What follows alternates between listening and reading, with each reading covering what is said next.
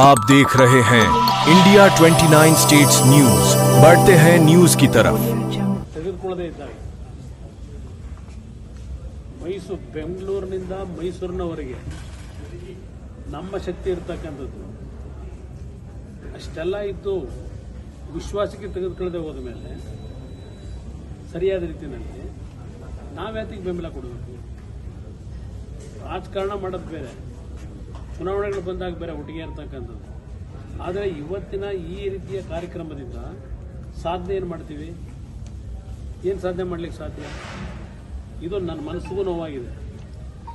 ಯಾವ ರೀತಿ ನಡ್ಕೊಂಡಿದ್ದಾರೆ ಇವರು. ಈ ಪಾದಯಾತ್ರೆಯನ್ನ ಕಾರ್ಯಕ್ರಮದ ಮುಖ್ಯಸ್ಥರುಗಳನ್ನು ಯಾರು ಮಾಡ್ಕೊಂಡಿದ್ದಾರೆ? Who is that Preetham Gowda? ದೇವೇಗೌಡರ ಕುಟುಂಬವನ್ನ ಸರ್ವನಾಶ ಮಾಡ್ಲಿಕ್ಕೆ ಹೋದಂಥವನ್ನ ಸಭೆ ಕರೆದು ಕೂರಿಸ್ಕೋತಾರೆ, ನನ್ನ ಸಭೆ ಕರೀತಾರೆ.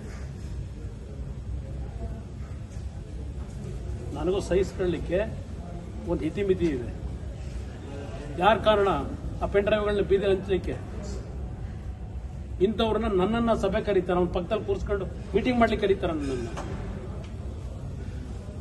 ನಮ್ಮ ಕುಟುಂಬಕ್ಕೆ ವಿಷ ಆಗ್ತಕ್ಕಂಥವ್ರನ್ನ ಜೊತೆಲಿ ಕೂರಿಸ್ಕೊಂಡು ಇವತ್ತು ಇದಕ್ಕೆ ನಮ್ಮ ಬೆಂಬಲ ಕೇಳ್ತಾರ.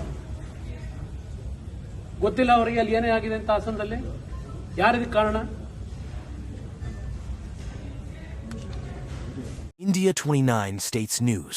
Please support my channel, like, share and subscribe my channel.